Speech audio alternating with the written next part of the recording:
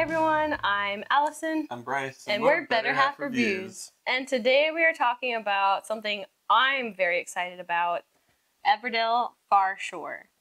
This is a brand new game from Starling Games. It is not part of the Everdell game, but it's from their Edge of the Map series that they're starting. This is designed by James and Clarissa Wilson, and the art is by Jackie Davis.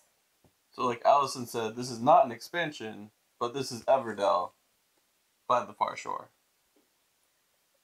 Yes, it's a different game, but very similar. We'll talk about it in a second, but let's take a look at how you set up the game and how you play it.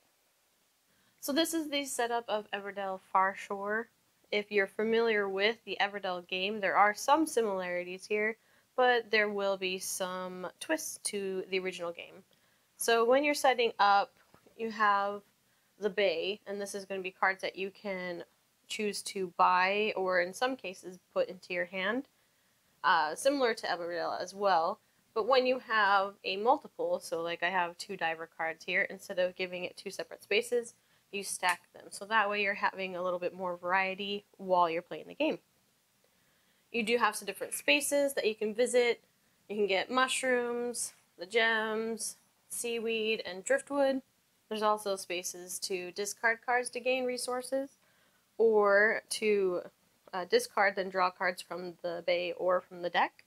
And then you've got these other locations that can switch out game to game, and depending on the player count, the number of these will change. You do also have the dunes over here, and so instead of having like different events, these are things that you can claim. So this one says if you have 1 of every color, if you place 1 of your meeples here, you can claim this, and we'll talk about the scoring of these as you go. But the scoring of these do decrease. So if you're playing a 4-player game, there's a 2, 1, 1, and 0. And you can claim 1 of each of them as long as you have the required things. So like that one was 1 of every color, or there's like 4 greens, 2 purples, etc. So let's talk a little bit about the cards. So you're building up a city of 15 cards of constructions and critters, and you can mix and match them as you go.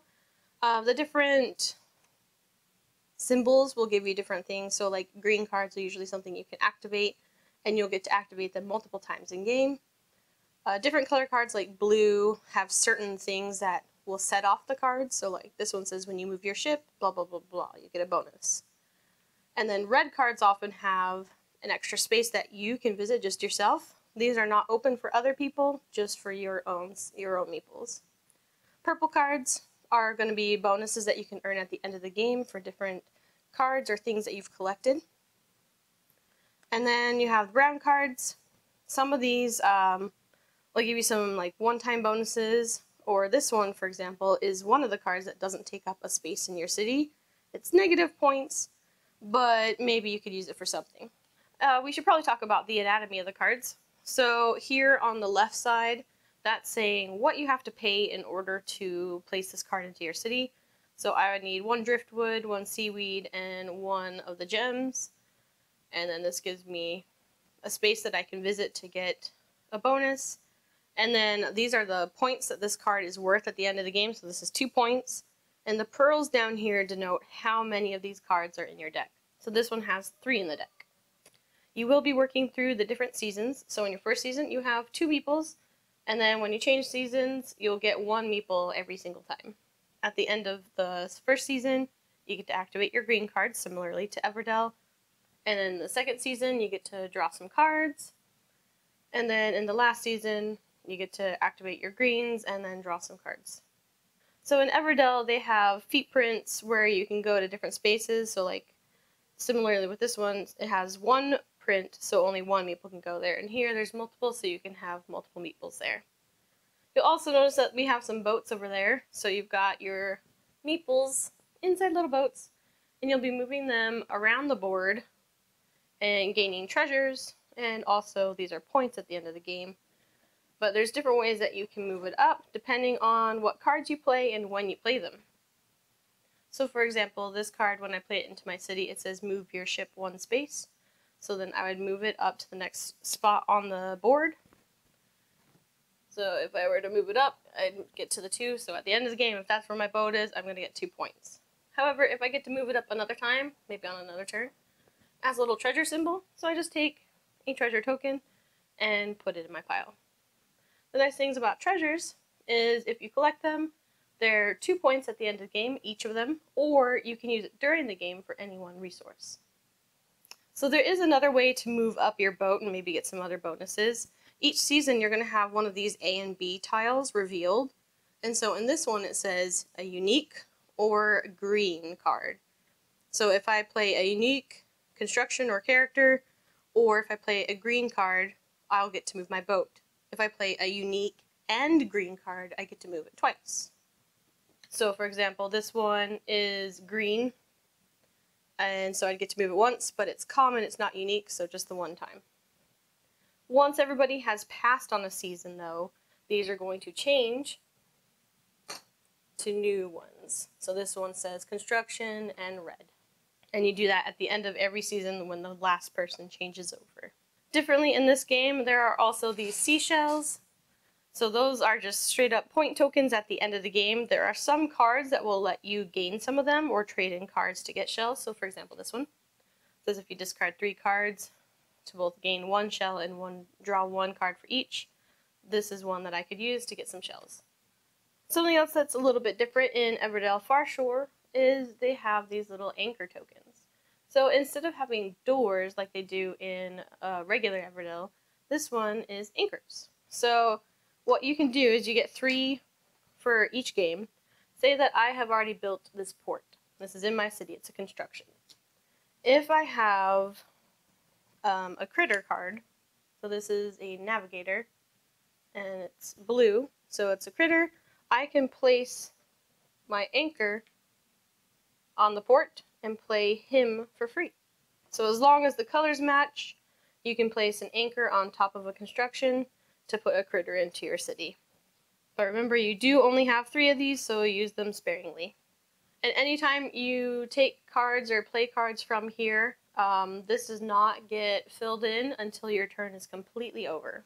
So as you're going throughout this game and you're moving to the different seasons, so this one, the last player is going to change these. Everybody who changes seasons gets to activate the green cards. This one, you get to take 2 cards from the bay, again change these, and then the last player to switch over to that season is going to get rid of 2 of these. There's going to be less spots for you to go to in that last part of the game. And then again in this one, you activate all your greens, and then you can take cards from the bay or the deck. So now let's talk about these little manuscripts. So these different manuscripts that you can get throughout the game by visiting the dunes. And the sooner you visit it, the higher you can get, or the higher up points you can get. So the 2 is the highest, so that means that I visited and got this one first. And then I got some 1s of the purple and red, and then greens. I was the last one to get there, so it's a 0. The way that you get the points is you count up how many of these individual tokens you have with the multiplier of what your shells are. So this is 2, 3, 4, that's 0, so nothing. So I have 4 for shells, and then 1, 2, 3, 4 manuscripts. So 4 times 4 is 16.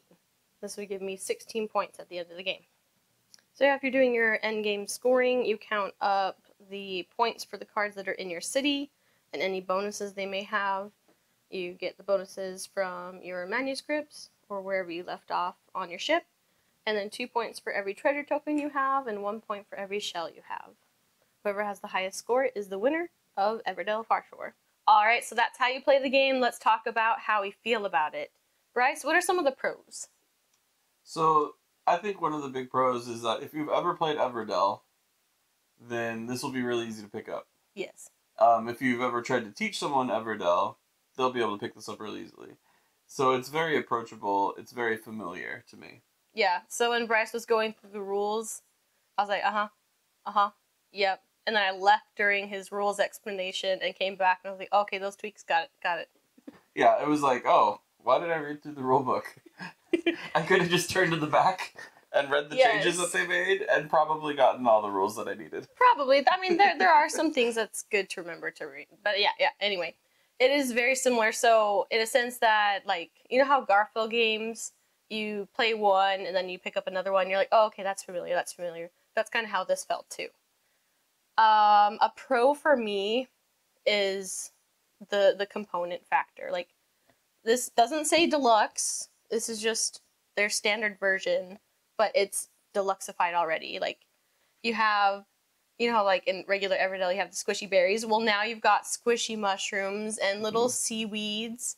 And I like that. I forget what the real name for these sea are. gems, I think. Sea gems? Like ocean gems. Anyway, but like it's like your standard, like, you know, like the resin one from Everdell, but it's like glassy looking. It makes it look, I don't know, cooler. Glass blue. Yeah. And then you have the metal anchors.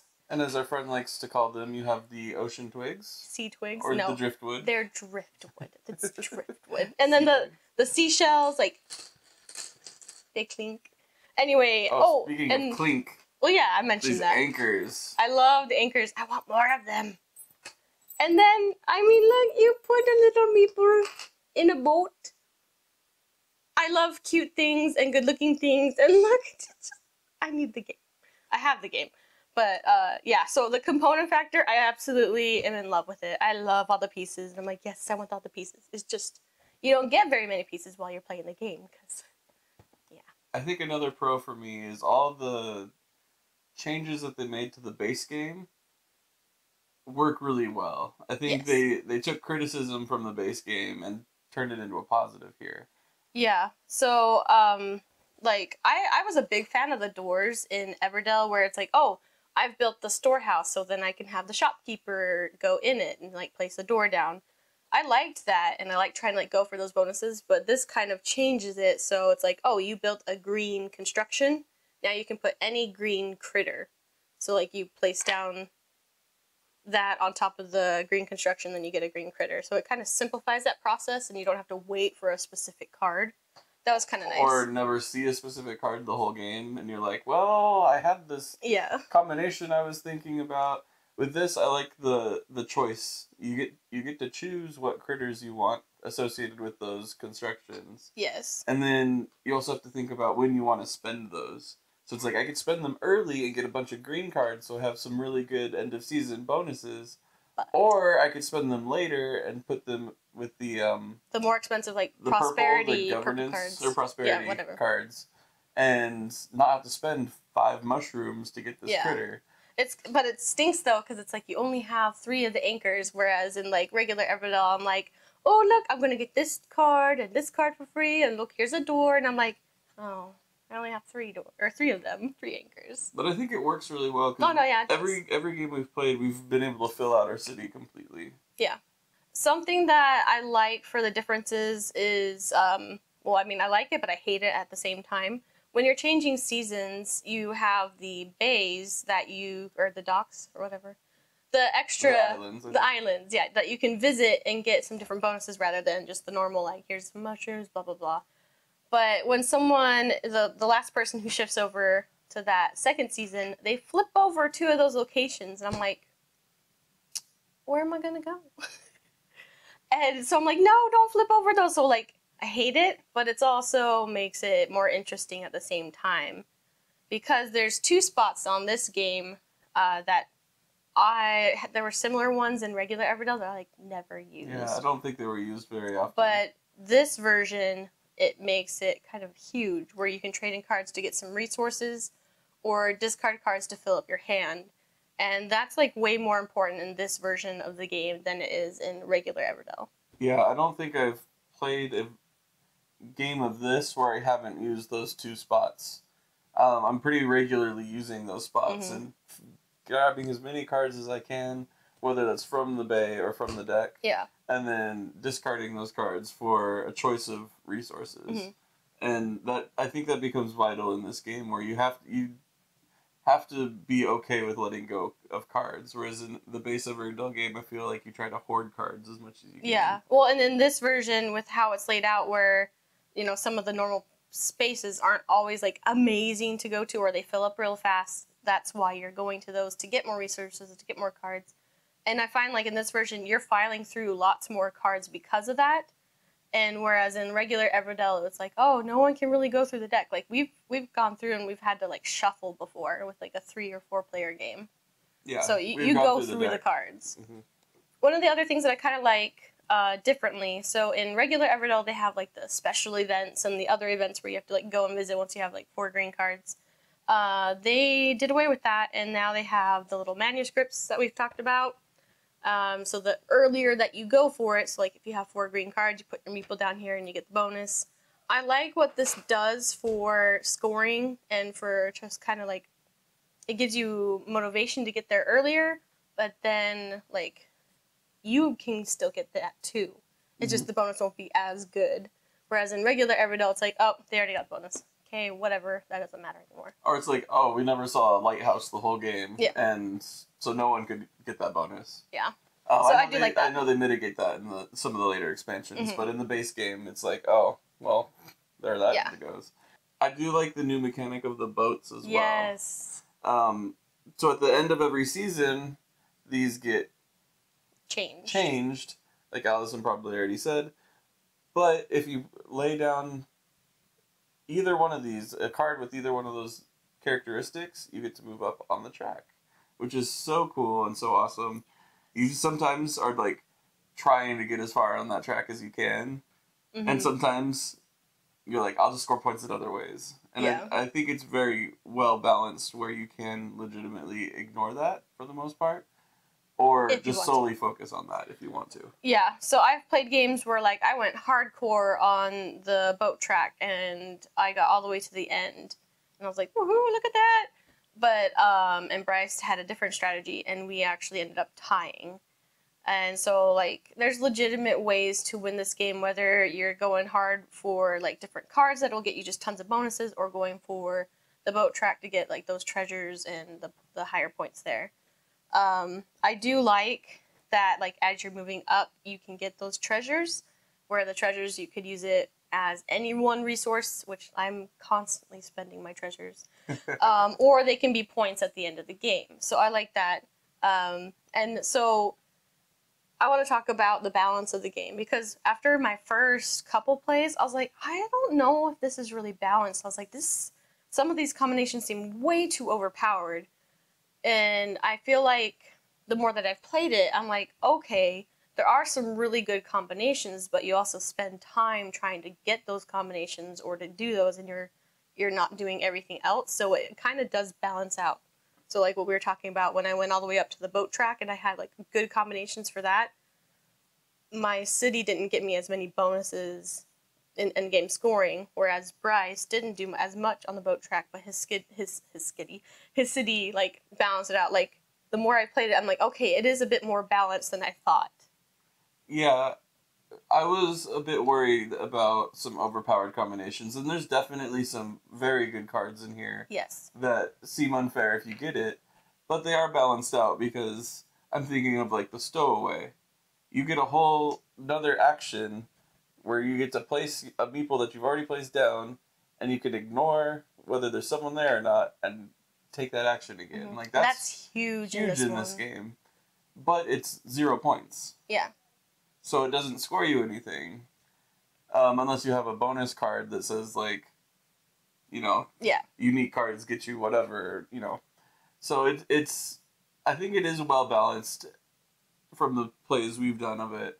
It seems like there might be some imbalances, but I think it's actually pretty good. Yeah, I feel like if you're playing with an experienced player and a new player, the experienced player is likely to blow that person out of the water, because they can figure out those combinations, or kind of like, I don't know, maximize what they can get.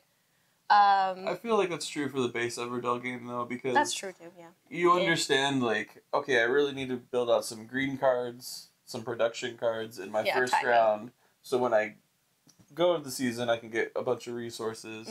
Whereas if you're a newer player, you might not fully understand that. True. So I think that's there no matter what. Yeah, that's true. And that's a valid point. But one thing I like about, like, with these, they change up the game where it's like you don't necessarily always want to end up building green cards right away, because, like, oh, maybe you want to move up your boat a lot, and then, oh, that gets you some more resources so you can put down cards, or do you want to use all your anchors right away? Yeah, anyway, so it's good.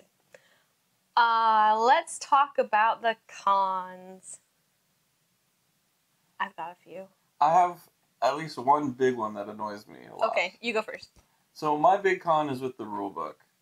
Yes, it explains all the rules very well. I do like the fact that they have a quick reference guide to what's changed between the versions of Everdell. My biggest complaint is the endgame scoring. In these like point salad type of games where I can get points up with the boat and points with the cards in my hand and points with, you know, the bonuses on the cards in my hand and the treasures and the seashells and everything. Like, lay that out for me. I don't want to have to read a paragraph. Like, I just want a quick reference, like, score this, this, this, and this. There's a few other things where I wish there was some further explanation of cards. Because some of the cards, it's like, well, could I do that? May I not be able to do that? I don't know. So I think the rulebook could just be a little bit better. But overall, it's good. It gets the point across. Yeah. My cons are with a little bit of the graphic design and stuff and color choices. So this is like a beachy theme, so colors are kind of like somewhat muted a little bit. But in this game, the different card types, like I forget the names, the green cards or the brown cards, whatever, they have the little symbol and then the banner. But the banner is so lightly colored that the brown ones and the green ones are often easy to confuse. I'm not colorblind at all, and I'm like, oh wait, no, that's a brown one. Or the brown one and the orange-ish red one. The red one. Yeah, but yeah, like they're so muted that it's kind of hard to tell, and then there's some cards where it's like, oh, you can copy something off of someone's city, and I'm like, I can't tell, is that the red card? Or it's like with these little manuscript things, or it's like, okay, I'm close to getting 4 green. Should I go for this now, or do they have 4 green? I can't tell. Is that brown? And so, like, I'm giving my strategy away, being like, how many green cards you got? Yeah. Like, so I really wish they had, like, saturated the colors to make it just, like, that much easier to see. Yes, the symbols are on there, but they're tiny. Or, and so, yeah, make the symbols bigger. Just make them darker. The banners are color-coded with the symbols, so it's like... But it's so hard to see. Yeah, it's like, make that banner a little bigger, make the colors a little... Just do something a little bit more so it's a little easier to see across the table when you're looking at what your opponent's doing. Yeah, it's just if the saturation was just higher up, then it'd just be like, quick glance, got it. Okay, I can see. That's one of my qualms.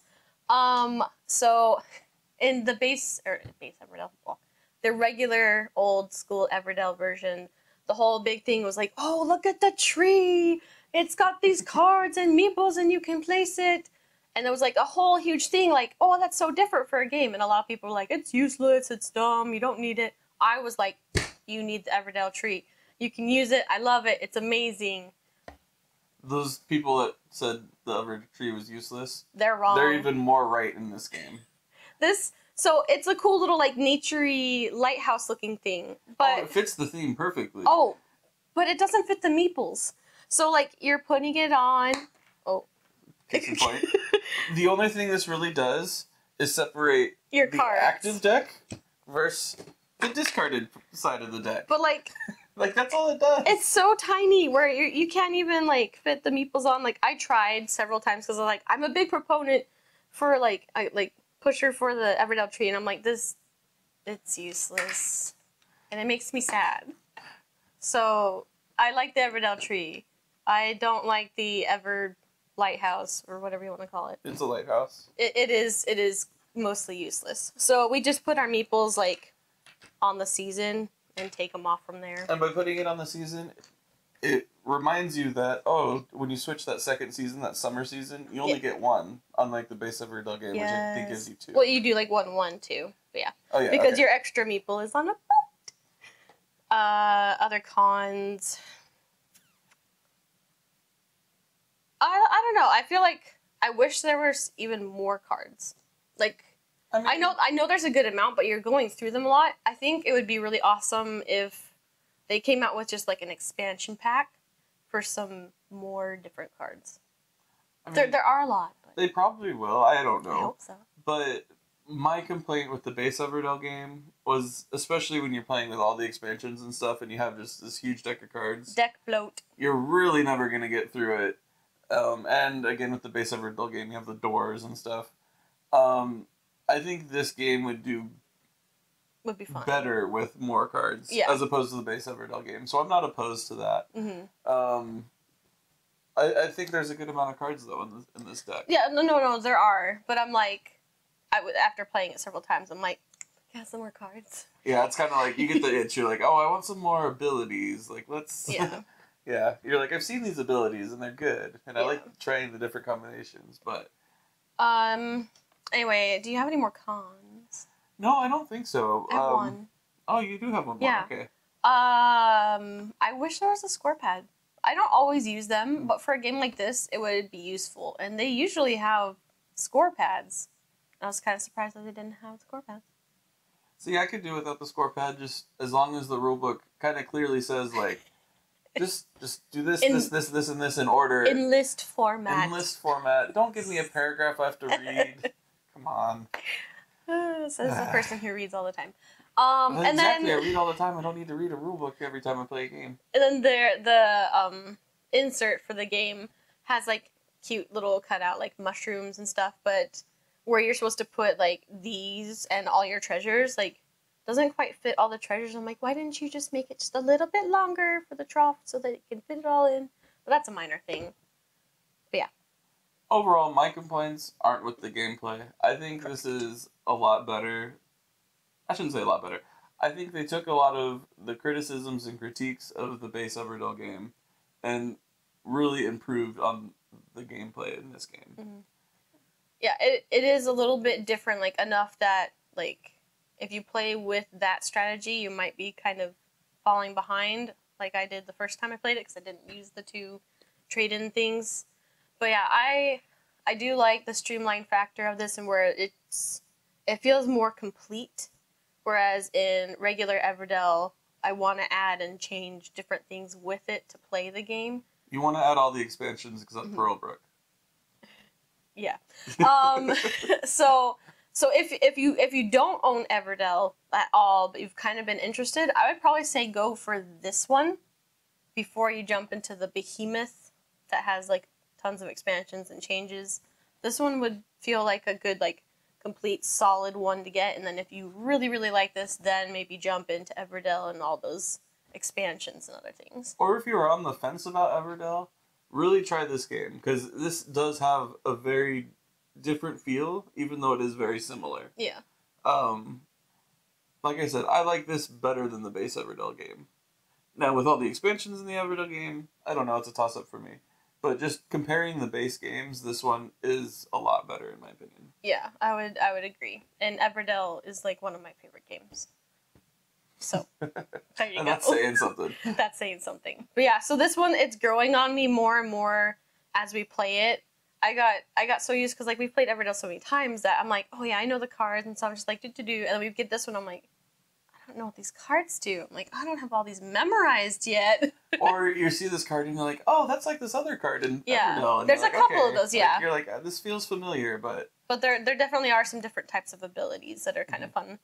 But yeah, so I think it's a pretty solid game. I do have to admit that I was a little bit let down when I first got the game because I was like, oh, it's a completely different game just in the world of Everdell. I flipped over the back and I was like, that looks like Everdell. But I'm pleasantly surprised by how it played out. I really am looking forward to more of their Edge of the Map series and hoping that they do something different. Like, completely different. Yeah, it would be nice if they did something completely different. Kind of like the West Kingdom series or something like that, where every game is very unique. Mm-hmm, that's but I do really think this has a place on anyone's bookshelf. Yes. Bookshelf? Game shelf. Game shelf, whatever. Bookshelf if you're going to be, pushing the boundaries of where it is acceptable to keep your games. You must keep them separate because they're too big of collections. Anyway, which meeple is your favorite? There's the beaver, the crabs, the duck, goose, or the puffin. I can't remember if this is a duck or a pelican, but I kind of like the crabs. They're kind of cute. They're huge. I had to pick the puffin because puffins. Because, yeah, I love puffins. The end. But anyway, so we like Everdell Farshore. Highly recommend you check it out. If you've been interested in trying Everdell and you haven't, do this one first. If you love Everdell and you just want more of it, get this. If you like pretty things, get this. If you're on the fence about Everdell or didn't really like Everdell for whatever reason, try this instead. Give it a try. Like, you will probably be pleasantly surprised after a game or two. Yes. Alright, so that's our thoughts on Everdell Farshore. Definitely worth a check out. I'm Allison. I'm Bryce. And we're Better Half Reviews. Happy gaming. Have fun. Hey, I could take Rodney Smith's job. Just kidding. You really want that? No.